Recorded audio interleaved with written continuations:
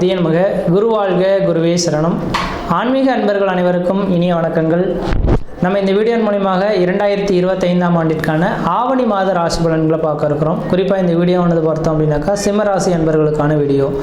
இந்த சிம்மராசி அன்பர்களுக்கு ஆவணி மாத கிரகநிலை ஆரம்பித்து உங்களுடைய ராசிநாதன் உங்கள் ராசியிலேயே ஆட்சி பலம் பெறக்கூடிய அமைப்புகளில் இந்த மாதம் உருவாகுதுங்க.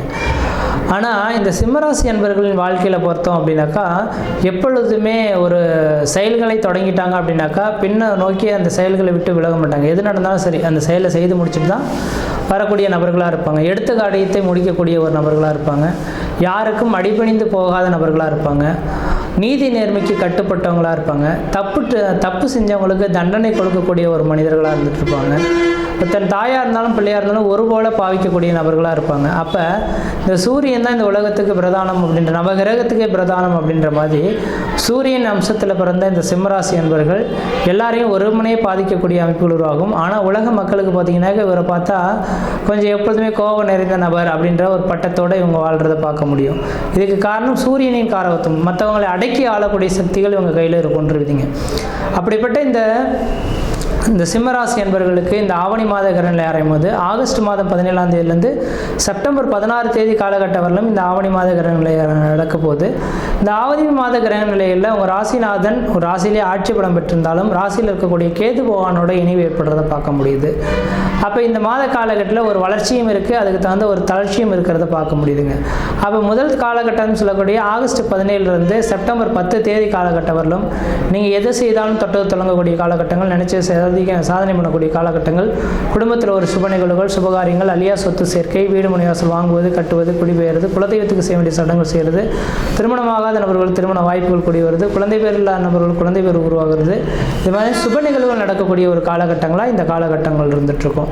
ஆனால் செப்டம்பர் 10 தேதியிலிருந்து 16 தேதி காலகட்டம் வரலும் கேதுவோட நெருங்கிய பாகையில் இந்த சூரியன் இருக்கக்கூடிய காலகட்டத்தில் உங்களுக்கு உயர் அதிகாரிகள்னால தொந்தரவுகள் ஏற்படலாம். அரசு அதிகாரிகள்னால உங்களுக்கும் உங்கள் தொழிலுக்கு பாதிப்புகள் ஏற்படலாம்.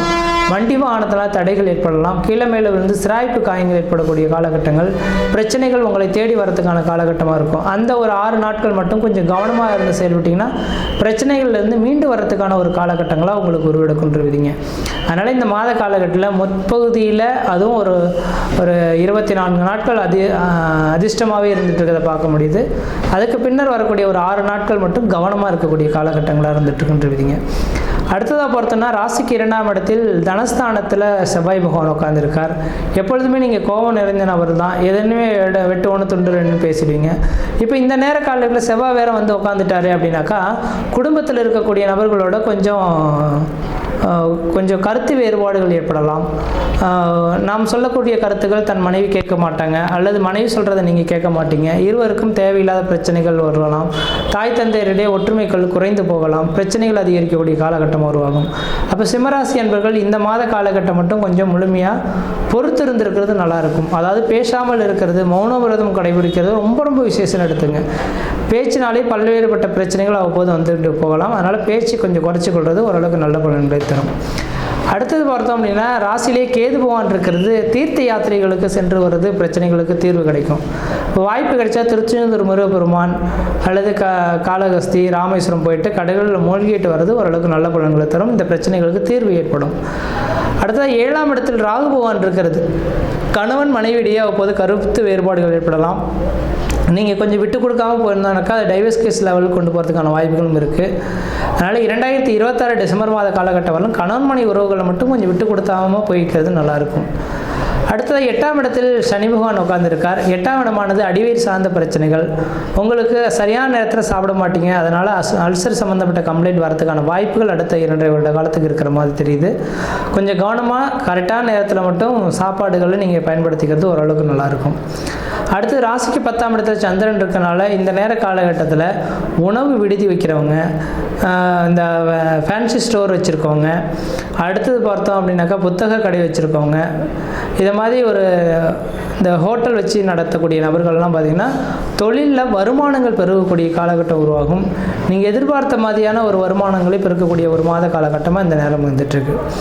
அடுத்தது என்னதான் நிறை குறைகளை நான் ரெண்டுமே சுட்டி காட்டினாலும் கூட இந்த மாத காலகட்டம் மட்டும் கிடையாது. 2026 ஜூன் மாத காலகட்டம் வரலும் குருவும் சுக்கிரனும் உங்கள் ராசிக்கு 11ஆம் இடத்துல இருக்க போகிறார். அப்போ சுக்கிரன் குரு பகவான் 11ஆம் இடத்துல இருந்தார்னா லாபங்கள் அதிகரிக்கக்கூடிய காலகட்டங்கள். அப்போ கடகராசி சிம்மராசி இந்த 2 ராசிகளுக்கு மட்டும்தான் குரு பகவான் யோகாதிபதியாக செயல்படுகிறார்.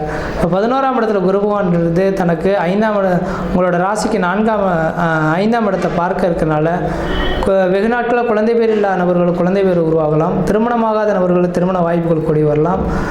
குடும்பத்தில் ஒரு சுப நிகழ்வுகளும் சுபகாரியங்களும் செய்யக்கூடிய அமைப்பு உருவாகும். எடுத்த காரியத்தில் வெற்றி ஏற்படக்கூடிய ஒரு மாத காலகட்டமாக இந்த மாதம் இருந்துட்டுருக்குன்றீங்க. அடுத்த பார்த்தோன்னா உங்கள் ராசிக்கு 7ஆம் இடத்துக்கு இந்த குரு பகவான் பார்க்கறனால திருமணமாகாத நபர்கள் திருமண வாய்ப்புகள் கூடி வரும். இந்த மாத கால நிச்சயிக்கப்பட்டு திருமணம் நிர்ணயிக்கக்கூடிய ஒரு காலகட்டமாகவும் இந்த நேரம் இருந்துகிட்ருக்குங்க. அடுத்ததாக பார்த்தோன்னா ராசிக்கு 3ஆம் இடத்தை குரு பகவான் பார்க்கறனால உங்களோட இளைய சகோதரத்துக்கு வெகு நாட்கள் நடைபெறாத ஒரு திருமண விஷயங்கள் தொழில் சார்ந்த விஷயங்களுக்கு வளர்ச்சி அடையக்கூடிய காலகட்டமாகவும் இந்த மாதம் வந்துட்டுருங்க. அப்போ எல்லாமே சிந்தித்து பார்க்கும்போது இந்த மாத காலகட்டமானது கடகராசி என்பவர்களுக்கு ஓரளவுக்கு வளர்ச்சி மிகுந்த ஒரு காலகட்டமாக இருக்குது. எந்த அளவுக்கு நீங்கள் முயற்சி எடுக்கிறீங்களோ அந்தளவுக்கு இந்த மாத காலகட்டம் வளர்ச்சி மிகுந்த காலகட்டமாக இருக்கும். தொழில் வருமானங்கள் பெருகும். வெளிநாடு வாய்ப்புகள் உங்களுக்கு சாதகமான சூழல்கள் ஏற்படுத்தலாம். தனியார் துறையில் வேலை செய்யக்கூடிய நபர்களுக்கு தனியார் துறையில் வேலை வாய்ப்புகள் உங்களுக்கு சிறப்பாக இருக்கும். வியாபாரம் கமிஷன் பேசிஸ் செய்யக்கூடிய நபர்களுக்கு வியாபாரத்தில் வளர்ச்சிகள் பெருகும். தொழில் சார்ந்த விஷயங்களில் ஒரு வளர்ச்சி மிகுந்த ஒரு காலகட்டமாக இந்த நேரம் வந்துட்டுருக்கு. 4ஆம் அதிபதி குடும்பஸ்தானத்திற்குனால பழமையான வீடுகளை இடிச்சிட்டு புதுமையான வீடு மனை வாசல் வாங்குவது கட்டுவதற்கான ஒரு காலகட்டமாக இருந்திருக்கு. திருமணமாகாத நபர்கள் திருமண வாய்ப்புகளும் குழந்தை பேர் இல்லாத நபர்கள் குழந்தை பேரும் கல்வியில் பின்தங்கிய மாணவ செல்வங்கள் கல்வியில் வளர்ச்சி பெறக்கூடிய காலகட்டம் உருவாகுது. எத்தனை பேர் எதிரிகள் இருந்தாலும் எதிரிகளை விட்டு விலகி விடக்கூடிய காலகட்டம் உருவாகும். குடும்ப உறவுகளை மற்றுக்கொண்டு கொஞ்சம் விட்டு கொடுத்து போகிறது ஓரளவுக்கு நல்ல காலகட்டத்தை கொடுக்கும்.